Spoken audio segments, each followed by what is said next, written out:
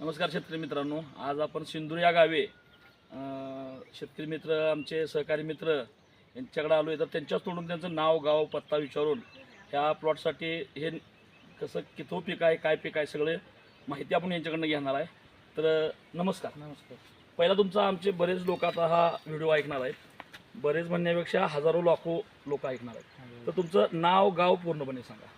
माझं नाव ज्योतिबा शिवाजी गोडके, तालुका जत, जिल्हा सांगली, गाव सिंदूर. गाव सिंदूर.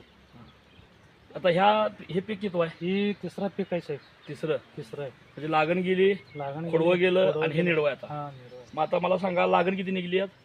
लागण 40 टन निघाली. किती गुंठ क्षेत्र आहे? 25 आहे. लागण 40 निघली, 25 गुंठ्यात.